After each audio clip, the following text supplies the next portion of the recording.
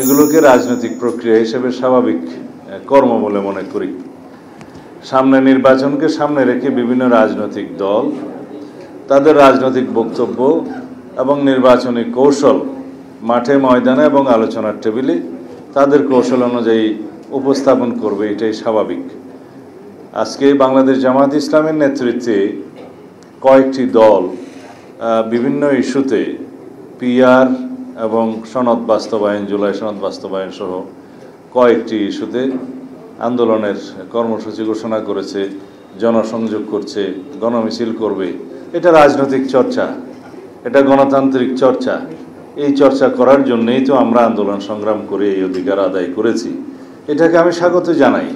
যদি মানুষ গ্রহণ করে, তারা তাদের নির্বাচনী ইশতেহারে তাদের এই সমস্ত দাবি উল্লেখ করে আসন্ন নির্বাচনে অংশগ্রহণ করে, জনরায় যদি তাদের পক্ষে যায়, তখন তারা তাদের ইশতেহার অনুযায়ী সেটা বাস্তবায়ন করবে।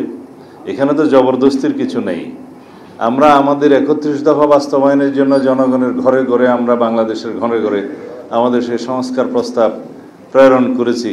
আজকে এই 31 দফা বাংলাদেশের রাজনৈতিক অঙ্গনে একটি রাজনীতির মহাকাব্যে পরিণত হয়েছে। আমরা এটাও ঘোষণা করেছি যে বাংলাদেশ সংস্কারের মধ্য দিয়ে গিয়েছে, সেটা বিএনপির হাত ধরে গিয়েছে।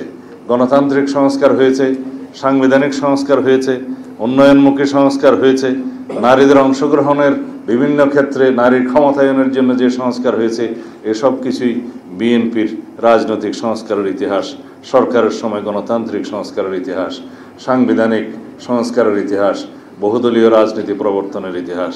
সুতরাং এই সংস্কারগুলো চলমান প্রক্রিয়া।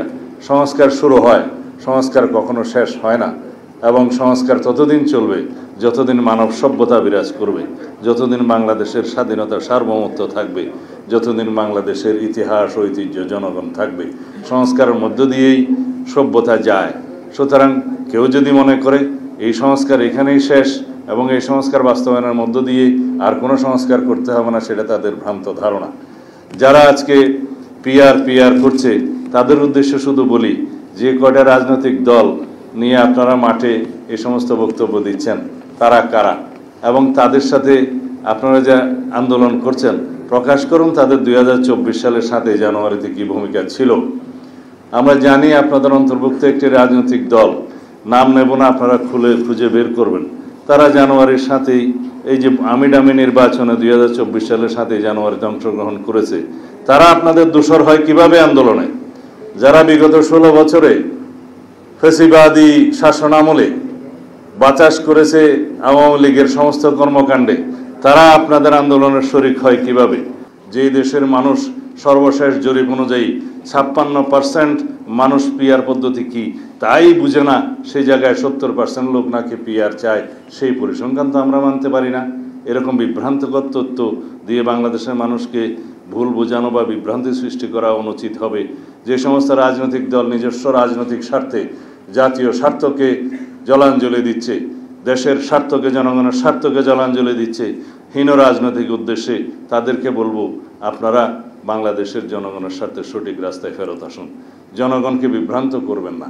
আপনারা কি জানেন এই পিআর পদ্ধতিতে কোনো স্বতন্ত্র প্রার্থীর কোনো জায়গা আছে? আপনারা যে কেউ যদি কোনো নির্বাচনী এলাকার মধ্যে কেউ একজন স্বতন্ত্র প্রার্থী হিসেবে দাঁড়াতে চান, তার জন্য এই পিআর পদ্ধতিতে তো কোনো খানা নাই। তারা কি নির্বাচনে অংশগ্রহণ করার জন্য সাংবিধানিক অধিকার রাখে না? আপনারা পিআর পদ্ধতি মানে সিম্পল যদি বলেন, মার্কাতে ভোট দিবে, কে সংসদ সদস্য নির্বাচিত হবে সেই এলাকার মানুষ জানবে না। সেই নির্বাচনী এলাকার মানুষের কোনো অধিকার থাকবে না।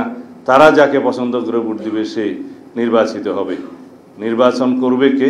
মার্কাতে ভোট পড়বে, নির্বাচিত হবেন যিনি, তিনি কেবল দলের কেন্দ্রীয় নেতৃত্ব কর্তৃক নির্বাচিত হবেন। দলের প্রেসিডেন্ট, সেক্রেটারি অথবা আমির সাহেব অথবা মজলিসের শোরা নির্ধারণ করবে কোন এলাকায় কে নির্বাচিত হবেন। সেই হিসাবে বাংলাদেশের মানুষের গণতান্ত্রিক অধিকার তো নিশ্চিত হলো না। সেই পদ্ধতিকে আমরা চাই। বাংলাদেশের মানুষ যেই পদ্ধতি 56% মানুষ বলে বুঝেই না, সেই পদ্ধতিকে আমরা চাইতে পারি?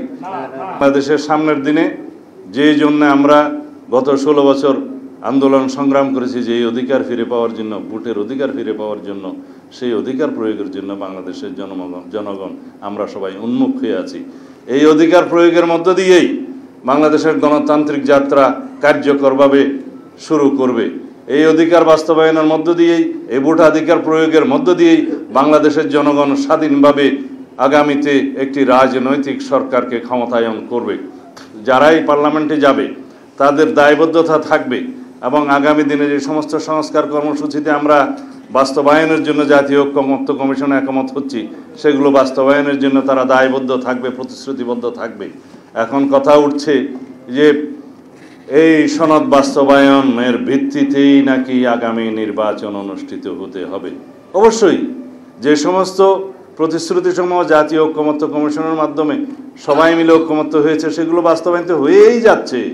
শুধুমাত্র সংবিধানের অংশটুকু, যে অংশটুকু বাস্তবায়নের জন্য পরবর্তী পার্লামেন্টের প্রয়োজন এবং সংবিধান সংশোধনের নির্ধারিত প্রক্রিয়া প্রয়োজন, সেই অংশগুলোতে প্রতিশ্রুতি বাস্তবায়নের জন্য পরবর্তী জাতীয় সংসদকেই দায়িত্ব দিতে হবে। এটা হচ্ছে আমাদের বক্তব্য। কেউ কেউ বলছে এই দাবি এখনই বাস্তবায়ন করতে হবে কনস্টিটিউশনাল অর্ডারের মধ্য দিয়ে। এখানে সুস্পষ্ট বক্তব্য হচ্ছে কনস্টিটিউশনাল অর্ডার কে জারি করবে, কে বাংলাদেশের জনগণ কাকে ক্ষমতা দিয়েছে, সেটা কোন ফোরামে জাতীয় সংসদ ছাড়া এই সংসদ পরিবর্তন করা যায়। সেই জন্য আসুন, আমি আহ্বান জানিয়েছি, সুপ্রিম কোর্টের একটা মতামত নেই।